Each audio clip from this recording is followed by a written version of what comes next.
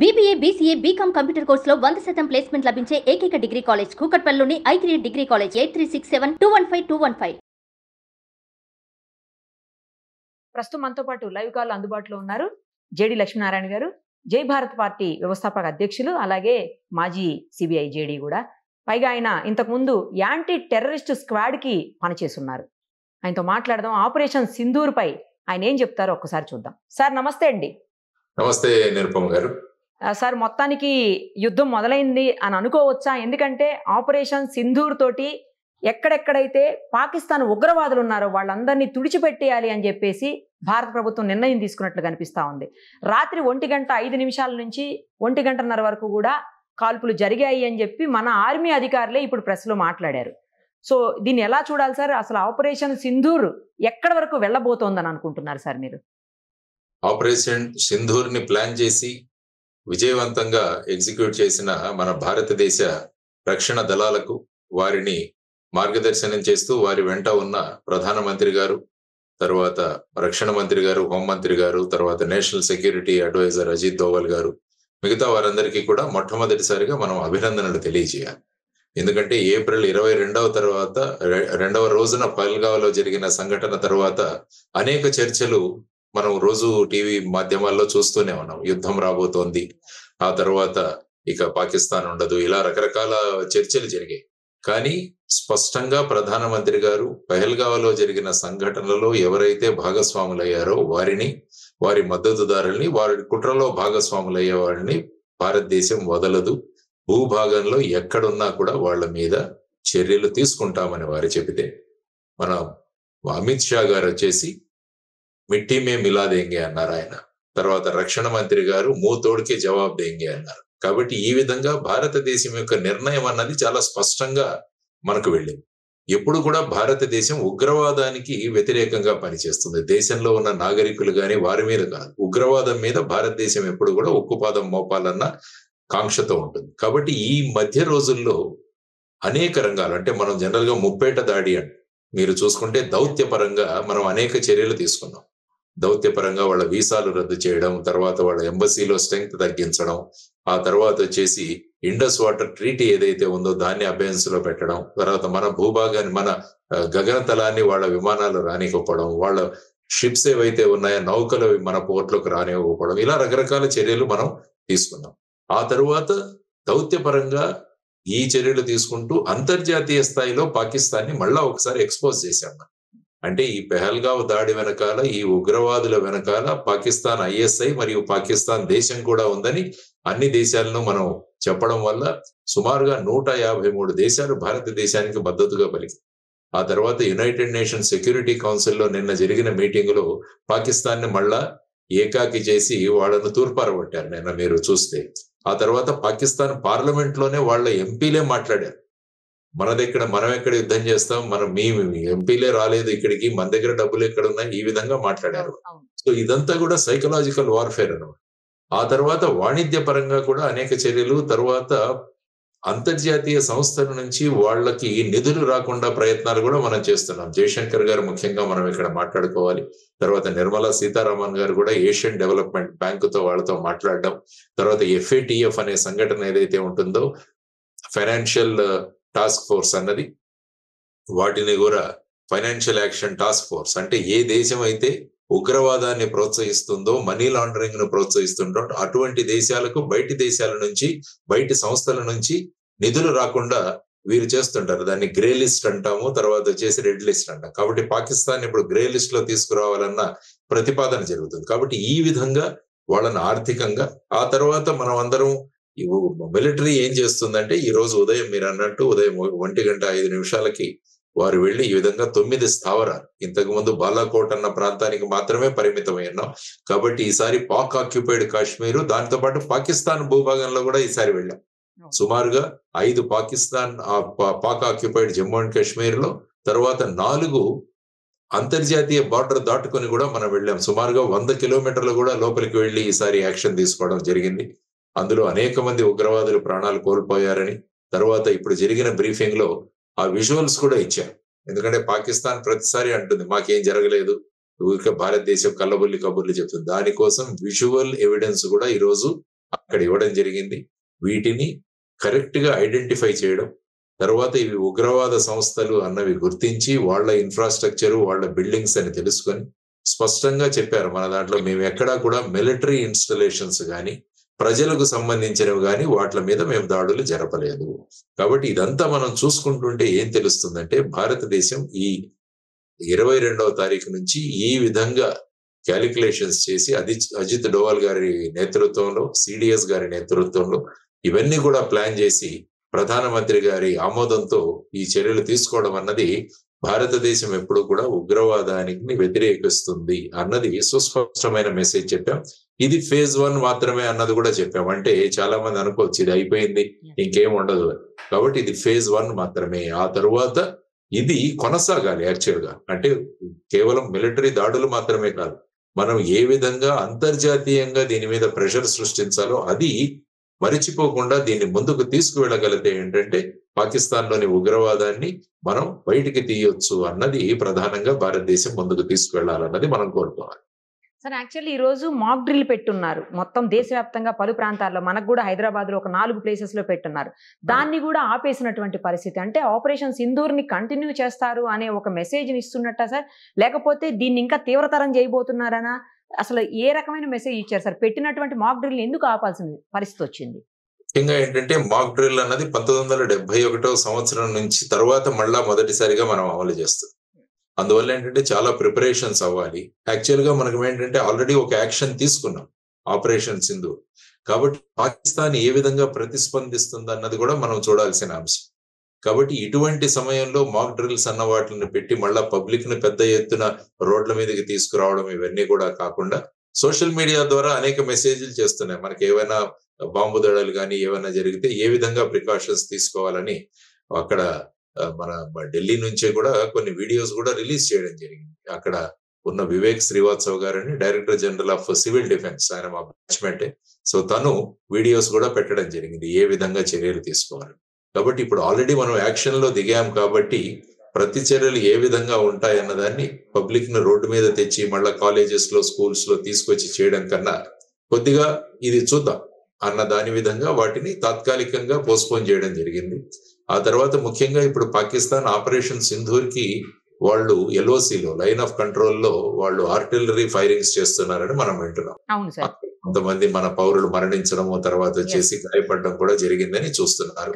ఆ తర్వాత ఇప్పుడే జరిగిన బ్రీఫింగ్ లో కూడా వారు ఏం చెప్పారంటే, మేము మళ్ళా కూడా బ్రీఫింగ్స్ చేస్తాము అని అన్నారు. అంటే దీంట్లో కూడా మనం అంతర్యం గమనిస్తే అందులో అక్కడ నుంచి వచ్చే రిపోర్ట్స్ ఏవైతే ఉంటాయో, అంటే ఎంత డ్యామేజ్ మనం చేశాం, ఎంతమందిని అక్కడ మట్టుబెట్టాం, ఆ తర్వాత పాకిస్తాన్ ఏం చర్యలు ఆలోచిస్తుంది, ఇవన్నీ కూడా చెప్పి భారతదేశ పౌరులు ఏ విధంగా సతర్కంగా ఉండాలని చెప్పి కూడా చెప్పే అవకాశం.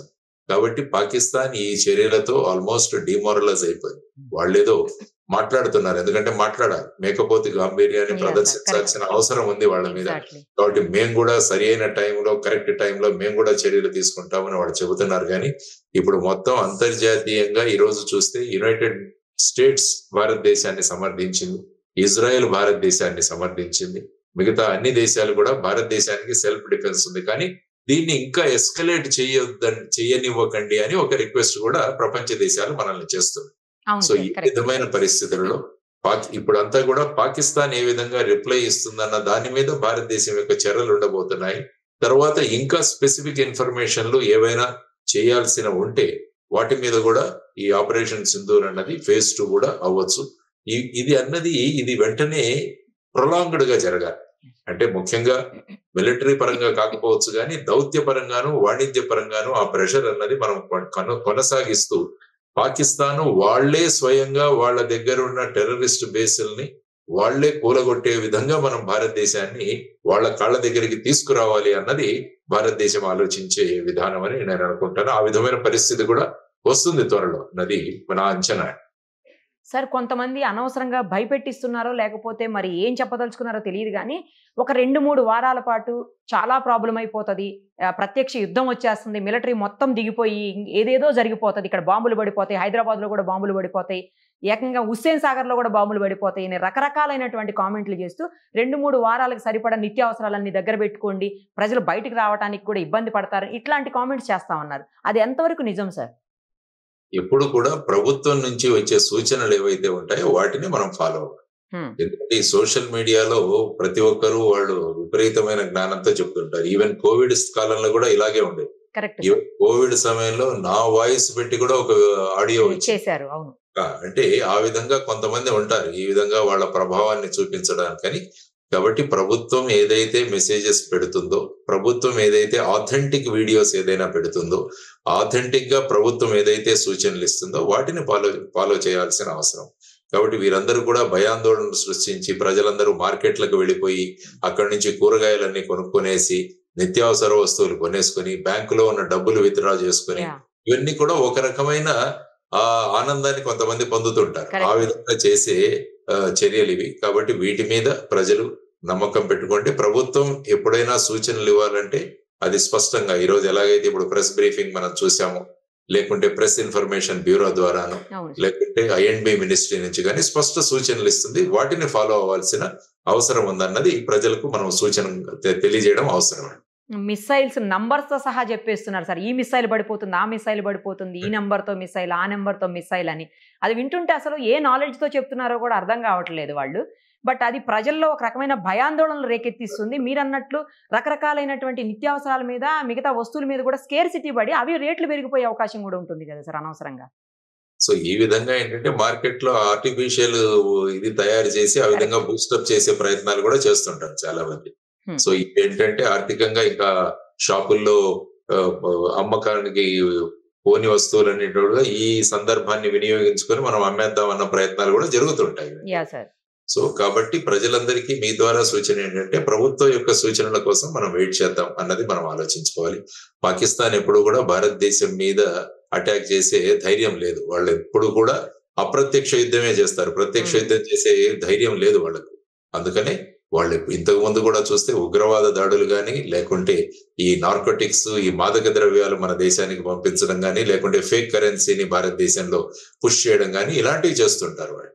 సో ఆ విధంగా ఫుల్ ఫ్లెడ్జ్డ్ యుద్ధం అన్నది నేను మొదటి నుంచే చెబుతున్నాను, అది రాదు. దానికి ఈ రోజు భారతదేశం స్పందించిన విధానం కూడా స్పష్టంగా ఉంది. మనకి టెర్రరిస్టులు టార్గెట్ గా, టెర్రర్ క్యాంప్స్ టార్గెట్ గా, టెర్రరిస్ట్ ఇన్ఫ్రాస్ట్రక్చర్ టార్గెట్ గా భారతదేశం లిమిటెడ్ యాక్షన్ తీసుకుంది. ఎక్కడ మిలిటరీ స్ట్రక్చర్స్ కానీ, పబ్లిక్ చెందిన బిల్డింగ్స్ కానీ మేము టార్గెట్ చేయలేదు. ఎందుకంటే మళ్ళా పాకిస్తాన్ విక్టిమ్ కార్డు తీస్తుంది.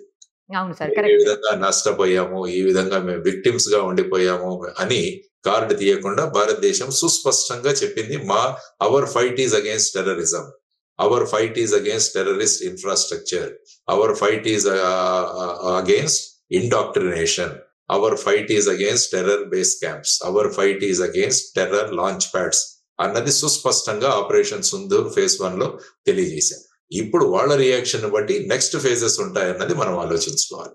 సార్ ఒకవేళ నిజంగానే ప్రత్యక్ష యుద్ధం వచ్చింది అనుకున్నా కూడా అది ప్రతి స్టేట్ ని, లేకపోతే ప్రతి సెంటర్ ని, అంటే లైక్ హైదరాబాద్, వైజాగ్ ఇలా, లేకపోతే బెంగళూరు, లేకపోతే చెన్నై, ఇలా అన్ని సెంటర్స్ ని కూడా ఇబ్బంది పెట్టేటువంటి పరిస్థితి, లేదంటే అన్ని సెంటర్స్ ని కూడా నాశనం చేసేటువంటి పరిస్థితులు ఉంటాయా సార్? అసలు ముందు వాళ్ళ విమానం మన భూతలం, మన గగనతలంలోకి రావాలి కదా.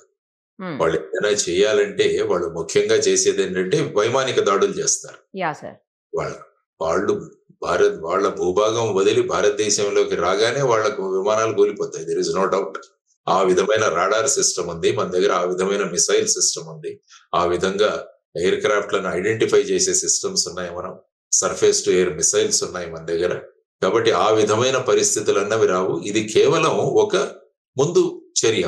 ప్రజలు కూడా అప్రమత్తంగా ఉండాలన్నది. యాక్చువల్ గా నేను ఏమంటానంటే ఈ సివిల్ డిఫెన్స్ అన్నది మన పాఠ్యాంశంలో కూడా ఒక భాగం అవ్వాలి. ప్రతి సంవత్సరం కూడా వీటిని ప్రాక్టీస్ చేయాలి. కాబట్టి ఏంటంటే నాగరికులు అప్రమత్తం అవుతారు. మనం ఎటువంటి జాగ్రత్తలు తీసుకోవాలన్నది, ఇటువంటి డిసిప్లిన్ వస్తే పబ్లిక్ లో రేపు ఏదైనా సూచన ఇచ్చినా కూడా అందరూ ఫాలో అవుతారు. అంటే ఒక రకమైన సూచనను పాటించే ఒక తత్వాన్ని ప్రజల్లోకి తీసుకురావడం చాలా ముఖ్యం. అటువంటివి ఈ సివిల్ డిఫెన్స్ డ్రిల్స్ అన్నమాట. సో ఆ విధంగా ఇప్పుడు ప్రభుత్వాలు కూడా ఆలోచించాలి, పాఠ్యాంశంలో ఒక భాగం చేయాలి వీటిని. తర్వాత వీలైనన్ని కాలేజెస్ లో మళ్ళా ఎన్సిసి అన్నది తీసుకురావాలి. చాలా చోట్ల ఎన్సిసి ఉండేది సార్. అవును, ఇప్పుడు క్రమక్రమంగా తగ్గుతుంది. కాబట్టి ఏ విధంగా అయితే ఇజ్రాయెల్ గాని, మలేషియా గాని, సింగపూర్ గాని అందులో విద్యార్థులకు 2 సంవత్సరాల మిలిటరీ ట్రైనింగ్ కంపల్సరీ. సో దీన్ని పెట్టుకొని మనం అటువంటి వాటిలలో మనం పాఠ్యాంశాల్లో మార్పు రావాలి.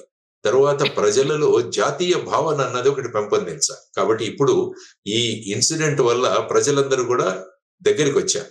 కాబట్టి ఈ విధంగా ఏకమైన ప్రజలను మళ్ళా కులాలని మతాలని విడిపోకుండా జాతీయ భావనలు వీళ్ళలో తీసుకొచ్చి నేషనలిజం దిశగా ప్రజలను తీసుకువెళ్ళడానికి కూడా దీన్ని ఉపయోగించుకొని మనం చేయగలిగితే ఏమవుతుందంటే మన కేవలం ఇటువంటి ఉగ్రవాద దాడులు కాదు, సమాజంలో జరిగే ఏ అన్యాయాన్నైనా కూడా ప్రజలు కలిసి ఎదుర్కోగలరు అన్న భావనలు మనం తీసుకురాగలిగితే అప్పుడు అది నిజమైన జాతీయవాద విధానంగా నేషనలిజం వైపు మనం ప్రజలు తీసుకోవడానికి ఈ అవకాశాన్ని వినియోగించుకోవాలని కూడా నేను అంటున్నాను. కరెక్ట్ చెప్పారు సార్. సార్ ఇప్పుడు ఈ మాక్ డ్రిల్స్ కానీ లేదా సివిల్ డిఫెన్స్ చేసేటువంటి డ్రిల్స్ కానీ అవి రియల్ గా అనిపించేలాగా చేస్తారు కదా సార్. అవి వాటి వల్ల ఎంతవరకు ఉపయోగం ఉంటుంది అని కూడా ఒక చర్చ నడుస్తూ ఉంది సార్. అనవసరంగా భయపెట్టించడం తప్పించి దీనివల్ల ఉపయోగం ఏముందని కొంతమంది మాట్లాడారు. లేదు, రాబోయే యుద్ధానికి వీళ్ళని సన్నద్ధం చేస్తున్నారని కొంతమంది మాట్లాడుతున్నారు. అంటే ఏంటంటే ఇందులో ప్రజలను ఇన్వాల్వ్ చేయడం చాలా అవసరం. అంటే ఏమంటుందంటే ఇది కేవలం ఆర్మీ వాళ్ళ విషయం, మాకు సంబంధం లేదు ఇలా.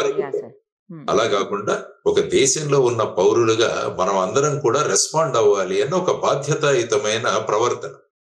అది ఒక ప్రవర్తనను తీసుకొచ్చే ఒక మార్గం ఈ సివిల్ డిఫెన్స్. అది ఎలాగా తెలుసు, మనకు యుద్ధం రాదు, అందులో ఏమీ జరగదని. అయినా కూడా సందర్భం వచ్చింది కాబట్టి దాన్ని ఉపయోగించుకొని ప్రజల యొక్క ఆలోచన విధానం, వాళ్ళ ప్రవర్తనలో ఒక సుసూత్రీకరణ తీసుకురావడం, ఒక క్రమశిక్షణ తీసుకురావడం అన్నది ముఖ్యంగా దీనిలో ఉన్న ప్రధానమైన ఉద్దేశం. కాబట్టి చెప్పేవాళ్ళు చెబుతూనే ఉంటారు రకరకాల వాళ్ళు. ఎందుకంటే మన దాంట్లో దేశం గురించి ఆలోచించే తత్వం తగ్గిపోతుంది. మనం ఎప్పుడు కూడా మన ఇల్లు మనది ఆలోచిస్తున్నాం. కాబట్టి ఇప్పుడు దేశం గురించి ఆలోచించాల్సిన పరిస్థితి వచ్చింది. కాబట్టి కనీసం ఎప్పుడైనా కూడా మన గోడలను బద్దలు కొట్టుకొని మనం దేశం యొక్క అభివృద్ధి, దేశం పట్ల మన అభిమానము, వీటి దిశగా మనం అందరం కూడా ముందుకు వెళదామన్నది అందరూ ఆలోచించాల్సిన అంశం. కాబట్టి ఈ అతి తెలివితేటలు ఉన్న కొంతమంది ఈ విధంగా ప్రతిదాన్ని విమర్శించే వాళ్ళు ఉంటారు. సో వాళ్ళు వాళ్ళ ప్రవర్తనను తగ్గించుకొని, ప్రభుత్వం కూడా స్పష్టంగా చెప్పింది ఇటువంటి వీడియోలు, ఇటువంటి వాట్సాప్లు, ఇటువంటి సోషల్ మీడియాలో పెట్టే వాళ్ళ మీద చర్యలు తీసుకుంటామని కూడా స్పష్టంగా చేశారు. కాబట్టి అటువంటి అతి ఉత్సాహపరులను కూడా మనం నియంత్రించాలి అన్నది మనం ఆలోచించాలి. సార్ ఇప్పుడు ఈ ఆపరేషన్ సింధూర్ తోటి పిఓకే ఏదైతే ఉందో పాక్ ఆక్యుపైడ్ కాశ్మీర్ ని మనం ఇంకా కంప్లీట్ గా మన అధీనంలోకి తెచ్చుకునే, అంటే ఇది కంటిన్యూ చేస్తే మన అధీనంలోకి తెచ్చుకునే అవకాశం అనుకోవచ్చా సార్? అంటే ఏంటంటే అది తెచ్చుకోవచ్చు, కానీ మళ్ళా ఏంటంటే పాకిస్తాన్ ఒక విక్టిమ్ కార్డు ప్రయోగిస్తుంది. ఓకే, మనం యాక్చువల్ గా 1947-48లో జరిగిన ఆ యుద్ధం అప్పుడు మనమే ఈ విషయాన్ని యునైటెడ్ నేషన్స్ దగ్గరికి తీసుకెళ్ళాం. ఓకే, మనమే ఈ భూభాగాన్ని మన ఆర్మీ వాళ్ళు ఇప్పుడు ప్రస్తుతం ఉన్న పాక్ ఆక్యుపైడ్ కాశ్మీర్ వరకు ఈవెన్ శ్రీనగర్ నుంచి వెనక్కి తోశారు వాళ్ళందరికీ. తర్వాత ఈ పిఓకే ప్రస్తుతం ఉన్న పరిస్థితులు ఏమైందో అప్పుడు యుఎన్ కి తీసుకెళ్లడం జరిగింది మనం ఈ విషయాన్ని. కాబట్టి యుఎన్ అన్నది అప్పుడు మధ్యవర్తి చేసుకుంటూ ఇప్పుడు ఏ భాగం అయితే పాకిస్తాన్ లో ఉందో అక్కడ ఎల్ఓసి చేశారు. లేకుంటే మనకి ఇంటర్నేషనల్ బార్డర్ ఉండేది. రాడ్క్లిఫ్ లైన్ అని పార్టీషన్ కు ముందు ఒక ఇంజనీరు భారత పాకిస్తాన్ మధ్య ఆ బార్డర్ ని గీశాడు.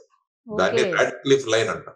ఎలాగైతే భారతదేశం చైనా మధ్య ఉన్న లైన్ మెక్మోహన్ లైన్ అంటాము, అదే విధంగా దీన్ని రాడ్క్లిఫ్ లైన్ అంటే ఇక్కడ, తర్వాత ఈస్ట్ పాకిస్తాన్, ఈ రెండింటికి కూడా గీతలు గీయడం జరిగింది. ఇప్పుడు ఏమైందంటే ఆ 1947-48లో పాకిస్తాన్ వాళ్ళు ఇటు రావడం వల్ల ఆ ఇంటర్నేషనల్ బార్డర్ తర్వాత పాకిస్తాన్ కొంత భూభాగంలో ఎల్ఓసి అంటున్నాం దాన్ని, లైన్ ఆఫ్ కంట్రోల్. సో ఇప్పుడు ఆ విధమైన పరిస్థితిలో ఉంది. కాబట్టి ఇప్పుడు భారతదేశం పాకిస్తాన్ పిఓకేని మళ్ళా తీసుకురావాలి ఖచ్చితంగా.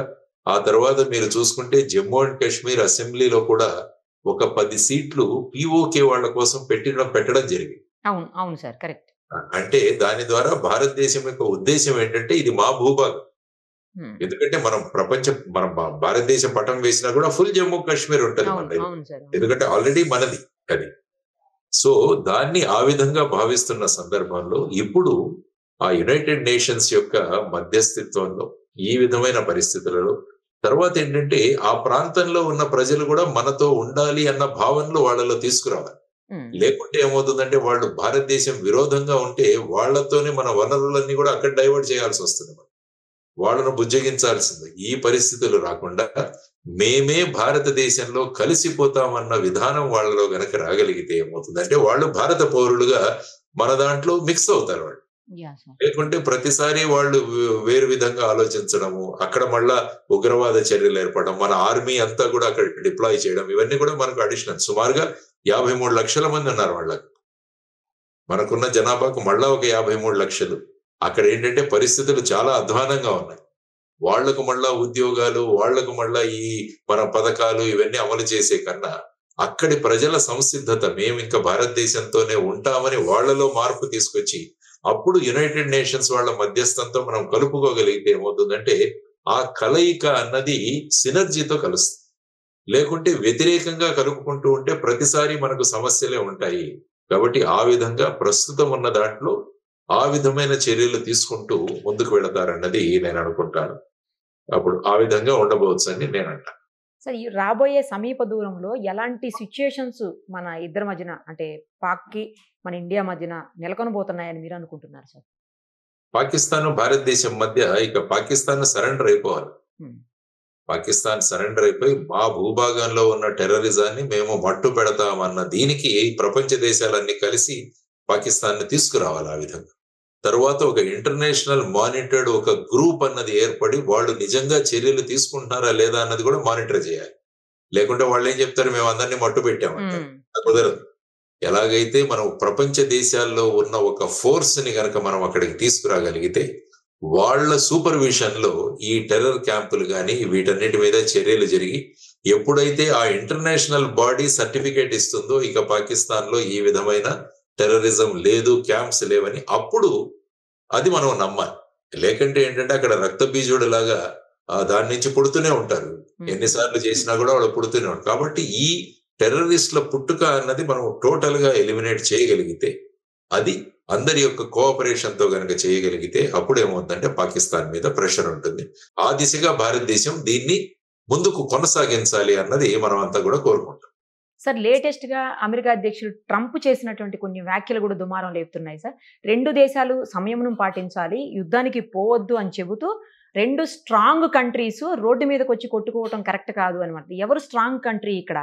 ఎందుకు పాకిస్తాన్ స్ట్రాంగ్ కంట్రీ ఈ రకంగా అయింది అని చెప్పేసి చాలా మంది దానికి నిరసన వ్యక్తం చేస్తున్నటువంటి పరిస్థితి. సార్, ఆయన ఎందుకు అలా మాట్లాడారంటే ఆయన ఉద్దేశం ఏం చెప్పదలుచుకున్నాడు ఆయన అందులో?